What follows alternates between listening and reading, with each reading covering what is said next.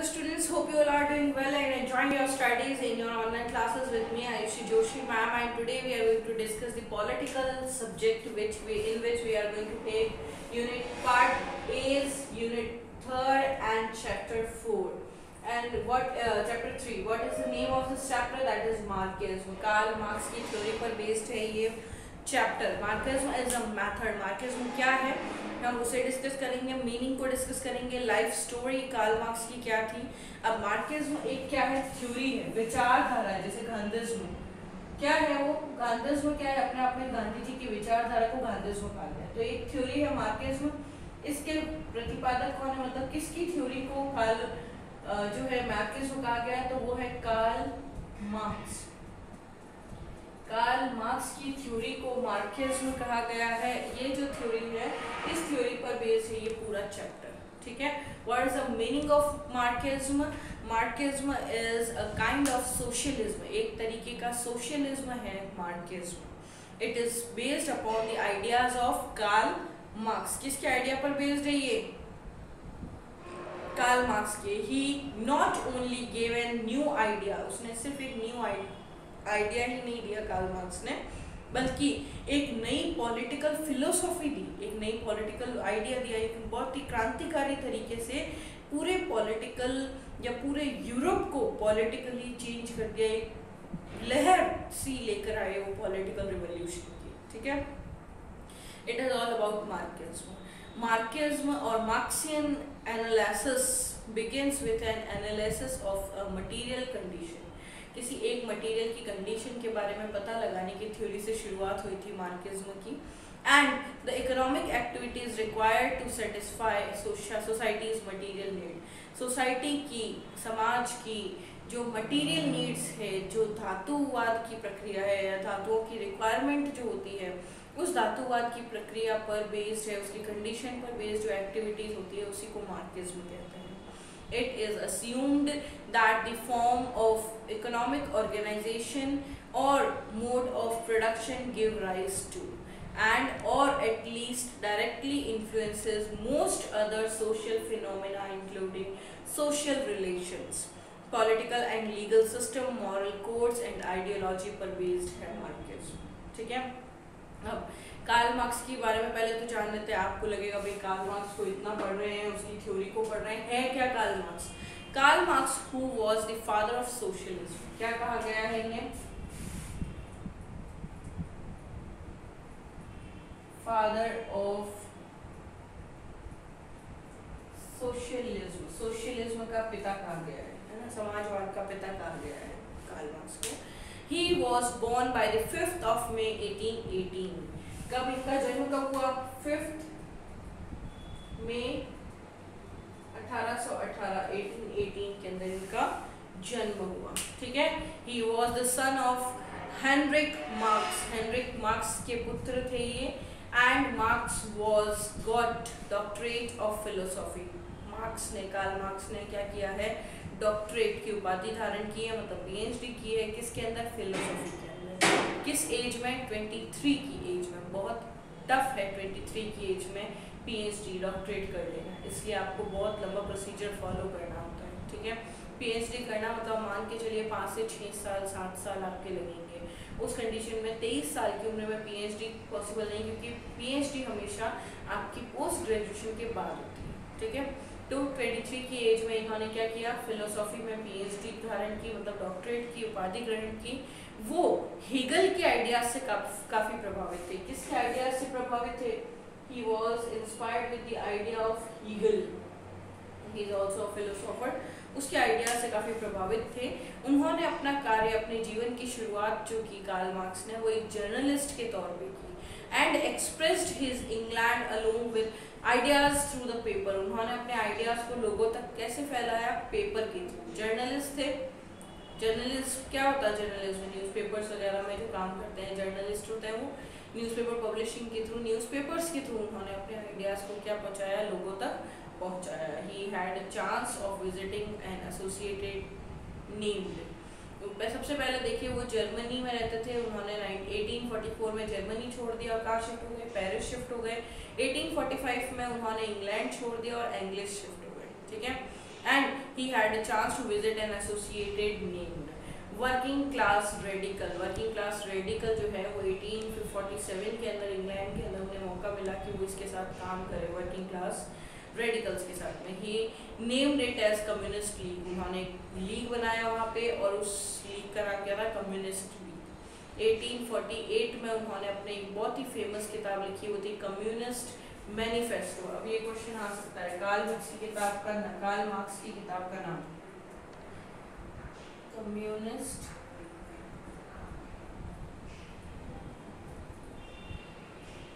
Manifesto, ठीक है। Karl Marx की किताब का नाम क्या है? Communist manifesto. He also wrote the famous book, और बहुत ही फेमस इंपॉर्टेंट बुक लिखी है उन्होंने एक और,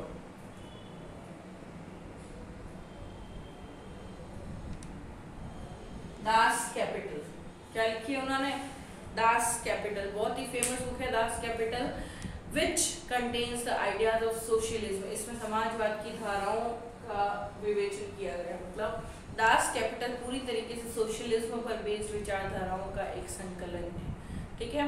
he was not liked for his idea. उसे अपने आइडिया के कारण नहीं पसंद किया जाता था, बल्कि उसे पसंद किया जाता था क्योंकि वो गरीबों की मदद करता था, और आजीवन 34 साल की उम्र तक उसने गरीबों की मदद की, ठीक है। और फिर 34 साल की उम्र में उनकी last during his age 34 years of his life he gave to the poors. गरीबों की लीडर के तौर पे उन्होंने काम किया। उनकी डेथ हो गई थी 1883 के अंदर। 1818 में उनका जन्म हुआ और 1883 में उनकी डेथ हो गई थी। उसके बाद में he could not see his ideas getting the practical shape. हालांकि उन्होंने अपने जीवन के कार्यकाल में कभी भी ये नहीं देखा कि उनके आइडियाज कैसे इम्प्लीमेंट हो रहे थे, कैसे शेप लिया उन्होंने, लोगों ने कैसे उनको मार्क्सिज्म की थ्योरी क्रिएट कर दी या मार्क्सिज्म को कैसे फॉलो किया, ये अपने कार्यकाल में वो नहीं देख पाए। इसलिए उनकी मृत्यु के बाद उनका बहुत नाम हुआ या उनकी कृतियाँ बहुत फेमस हुई, ठीक है। लेकिन बेसिकली मार्क्सिस्ट प्रिंसिपल्स जो है उनको सबसे पहले उनकी डेथ के बाद में कहाँ प्रतिपादित किया गया था? 1917 के अंदर रशिया में। कार्ल मार्क्स की डेथ के बाद पहली बार 1917 में रशिया के अंदर कार्ल मार्क्स की थ्योरी को क्या किया गया था? पब्लिश किया गया था, ठीक है। रशिया के अंदर कार्ल मार्क्स की थ्योरी को पब्लिश किया गया था। अब हम बात करेंगे works of Karl Marx. Karl Marx ने क्या क्या वर्क किए हैं उसके बारे में काम करेंगे। इनकी क्या क्या कृतियां रही है, इनके काम क्या क्या रहे हैं, वो सब चीजें हम यहाँ पे डिस्कस करेंगे। तो हम क्या डिस्कस कर रहे हैं? वर्क्स। वर्क्स मतलब क्या होता है? किताबें जो इन्होंने लिखी है, वर्क्स ऑफ कार्ल मार्क्स, ठीक है। सबसे पहली चीज, दो तीन चीजें तो हमने देख ली, फिर भी एक बार देख लेते हैं। The poverty of philosophy. The poverty of philosophy पहली किताब कब लिखी गई थी?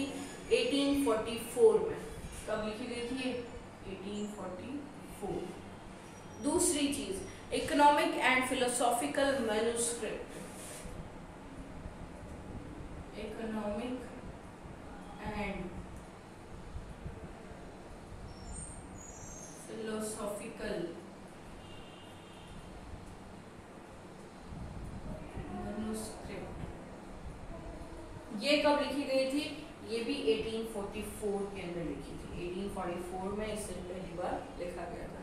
फिर आया कम्युनिस्ट मैनिफेस्टो। अभी मैंने आपको बताया कि दो महत्वपूर्ण कृतियों में से एक है कम्युनिस्ट मैनिफेस्टो। कब लिखी उन्होंने? 1848 में लिखी। एक और किताब हमने देखी अभी, कौन सी किताब है? Das Kapital. दास कैपिटल कब लिखी गई है? उसके 3 वॉल्यूम आए हैं दास कैपिटल के। दास कैपिटल के 1 volume, volume 2 and volume 3, 3 volume आए हैं।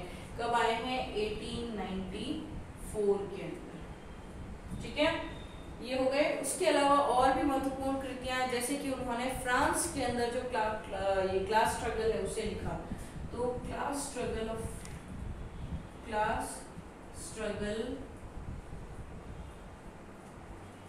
इन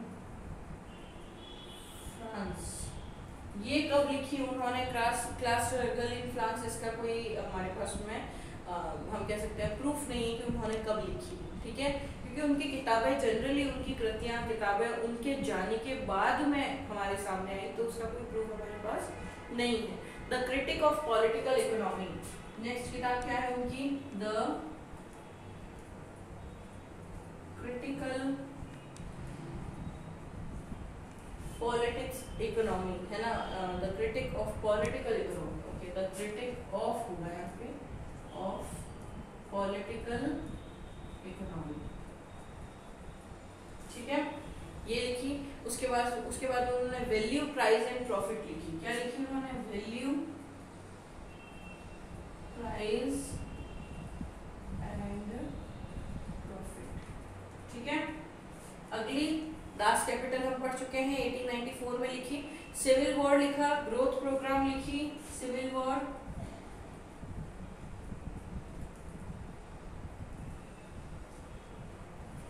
ग्रोथ प्रोग्राम लिखा, ठीक है, civil war then growth program. उसके बाद में उन्होंने होली फैमिली और जर्मन आइडियोलॉजी, क्या लिखी, होली फैमिली,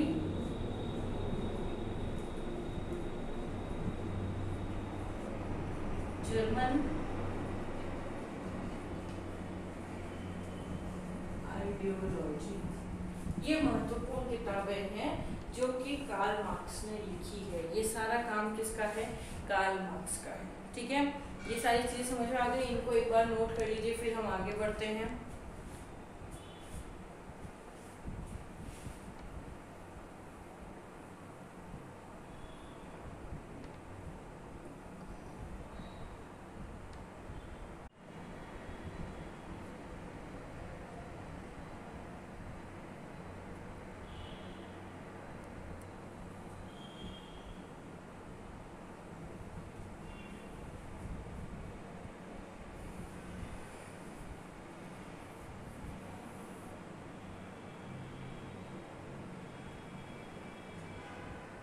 यस, तो अब हम बात करेंगे आइडियोलॉजी ऑफ मार्क्सिज्म या फिर फाउंडेशन ऑफ मार्क्सिज्म। आइडियाज क्या क्या है मार्क्सिज्म की, आइडियोलॉजी क्या है मार्क्स की, कार्ल मार्क्स की, या उनकी मार्क्सिज्म को लेकर उनका जो फाउंडेशन है वो क्या है, उसको हम डिस्कस करेंगे।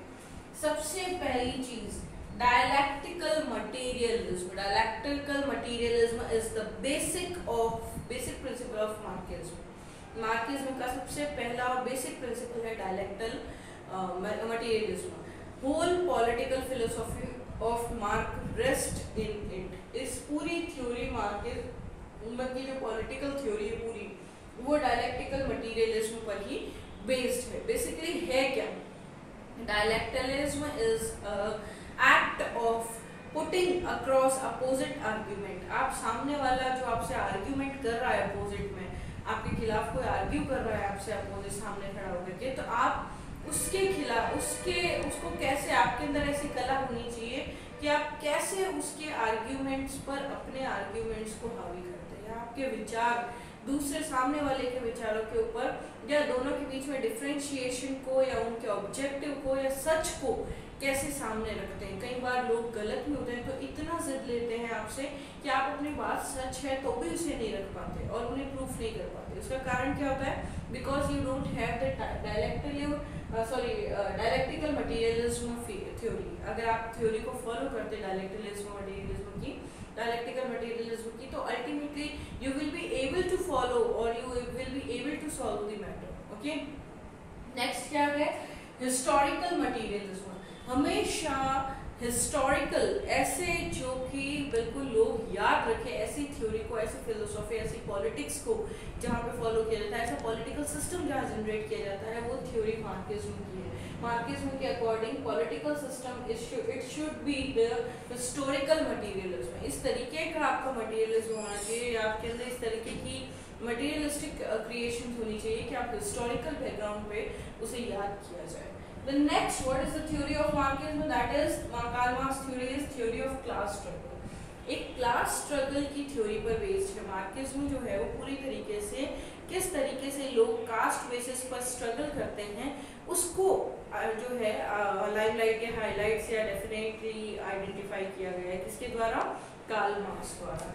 इसके अलावा कार्ल मार्क्स की थ्योरी सरप्लस वैल्यूज, आपको एडिशन में प्लस में और क्या वैल्यूज मिल सकती है, आपके अंदर ऐसी क्या इंपॉर्टेंट फिलोसॉफिकल वैल्यूज हो सकती है जो आपके अंदर चार चांद लगा दे, आपके विचारों के आधार पर आपके जीवन में सरप्लस वैल्यूज क्रिएट करें। ठीक है, एक होता है थ्योरी ऑफ डिटैचमेंट। अगर आप किसी से बहुत ज्यादा अटैच्ड हैं तो खुद को डिटैच कैसे किया जाए उससे, मतलब आप किसी चीज के प्रति आपका बहुत ज्यादा अटैचमेंट है, ये चीज तो मुझसे दूर जानी ही नहीं चाहिए, but ultimately there will be a time, आपके जीवन में एक थ्योरी होती है कि आपको हर चीज से अलग होना था, चाहे वो आपके माता पिता ही क्यों ना हो। तो उस थ्योरी को आपको समझना होगा, आपके अंदर डिटैचमेंट की भावनाएं जरूर क्रिएट होनी चाहिए, डिटैचमेंट से रिलेटेड जो पदार्थ है वो आपके अंदर जरूर होना चाहिए। ये फिलोसॉफी जो है ये आपको कार्ल मार्क्स की थ्योरी में मिलती है। दूसरी क्या है, analysis of capitalism and its future. पूंजीवादिता, कैपिटलिज्म जो है उसका एनालाइज करना और उसका फ्यूचर में क्या इफेक्ट है या क्या उसका प्रादुर्भाव है, ये सारी चीजें कार्ल मार्क्स की थ्योरी में देखी जाती हैं। इसके अलावा Marxist view of democracy, religion and nationalism, this is the last point of Marxism theory, जिसके अंदर मार्क्स की थ्योरी बताती है मार्क्स किस तरीके से सोचते हैं। कार्ल मार्क्स किसके बारे में, डेमोक्रेसी के बारे में, रिलीजन के बारे में या नेशनलिटी या नेशनलिज्म के बारे में, मतलब धर्म और डेमोक्रेसी, प्रजातंत्र, रिलीजन, धर्म और नेशनलिज्म, पैट्रियोटिज्म या आपकी राष्ट्रवाद की भावना, इस बारे में, इन तीनों के बारे में कार्ल मार्क्स के क्या व्यूज हैं उन्हें यहाँ पे दर्शाया गया है कार्ल मार्क्स की थ्योरी में, मार्क्सिज्म के अंदर। तो अल्टीमेटली आज हमने क्या क्या चीजें पढ़ी, हमने पढ़ा कार्ल मार्क्स की थ्योरी है मार्क्सिज्म, और उनका जन्म कहाँ कैसे क्या हुआ उसे का बताया, और उनके विचारों को ही उनकी थ्योरी कहा जाता है जिसे कहा गया है मार्क्सिज्म। हमने ये भी देखा कि उनके रहते उनकी ये थ्योरी का उत्पादन नहीं हुआ था, ना ही इसे इस्तेमाल किया जा रहा था, तो उन्होंने अपने जीवन काल में कभी भी अपनी ही थ्योरी, अपने ही नाम को इतना उभरते हुए कभी नहीं देखा। उनकी इम्पोर्टेंट जो कृतियां हैं वो कौन सी है, कम्युनिस्ट मैनिफेस्टो, और इसके अलावा जो दूसरी है मोस्ट इम्पोर्टेंट वो है दास कैपिटल। ये दो महत्वपूर्ण कृतियां हैं। इसके अलावा उन्होंने बहुत सारी कृतियां क्रिएट की, मतलब 11 उनके क्रिएशंस हैं। उन 11 क्रिएशंस को हमने अभी इससे पहले यहाँ से आपके सामने डिस्कस किया था। ठीक है, अब लास्ट थ्योरी जो आज हमने, लास्ट चीज जो आज हमने पढ़ी वो पढ़ी कार्ल मार्क्स की आइडियोलॉजी के बारे में, उसका फाउंडेशन क्या था, मतलब कार्ल मार्क्स की थ्योरी है क्या, बेसिकली किन किन चीजों पर डिपेंड करती है। डायलेक्टिकल थ्योरी है, हिस्टोरिकल मटेरियलिज्म पर बेस्ड है, क्लास स्ट्रगल को दर्शाती है, सरप्लस वैल्यू को बताती है, डिटैचमेंट की थ्योरी को बताती है, इसके अलावा कैपिटलिज्म को एनालाइज करके और फ्यूचर में इसके उपयोग को बताती है। इसके अलावा मार्क्स की क्या खुद की, कार्ल मार्क्स की क्या विचारधारा थी, इसके बारे में, डेमोक्रेसी, रिलीजन और नेशनलिज्म के बारे में, ये सारी विचारधारा, ये सारी अभिव्यक्ति हमें कहाँ मिलती है, मार्क्सिज्म की थ्योरी में। मार्क्सिज्म अपने आप में एक ऐसा वर्ड है जो इन सारी चीजों को कैरी करता है। ठीक है, सो आप इनके नोट्स बनाइए, जितना भी आज हमने पढ़ा इसके नोट्स बनाइए। कल हम लोग क्या करेंगे, इनकी डिटेल स्टडी करेंगे, सबकी एक एक की स्टडी करेंगे, और इसके बाद में मार्क्सिज्म की थ्योरी के जो हम कह सकते हैं कि क्रिटिसिज्म है वो भी देखेंगे। हर चीज़ के दोनों पहलू होते हैं, अच्छा भी होता है बुरा भी होता है, तो इसकी जहाँ अच्छाइयाँ है वहाँ कुछ बुराइयाँ भी है, तो उससे भी देखेंगे। अच्छाइयाँ क्या है उसे देखेंगे, कहाँ कहाँ इस्तेमाल होता है इसका, ये सारी चीज़ें हम नेक्स्ट वीडियो में देखेंगे। तब तक आप इसे नोट्स बनाइए, नोट्स बना करके उन नोट्स को पढ़िए और इन थ्योरीज को याद रखिए। मैं आपको फिर बता रही हूँ, आपके बोर्ड के एग्जाम्स जल्दी हो जाएंगे क्योंकि न्यू एजुकेशन पॉलिसी लागू होगी नेक्स्ट सेशन से, तो इस साल के बोर्ड के एग्जाम्स बहुत जल्दी हो जाएंगे। और जल्दी होने के साथ ही आपके अभी तक कट शॉर्ट क्या होगा, सिलेबस कितना कट होगा, ये सब चीज़ों का नहीं पता चला है, तो हमें जितना कुछ भी मिल रहा है उन सब चीज़ों को करना बहुत ज़रूरी है। एंड टाइम पे जब आप जाएंगे तो आपको कुछ नहीं लर्न हो पाएगा, इसलिए बने रहिए मेरे साथ में ऑनलाइन क्लासेस में। जो भी चीज़ें हम डिस्कस कर रहे हैं उनको नोट डाउन कीजिए, उनको स्टडी कीजिए। कोई डाउट है, कोई क्वेरी है तो मुझसे पर्सनली आप व्हाट्सएप पर पूछ सकते हैं, I will be available there. Okay, bye, take care, have a great time.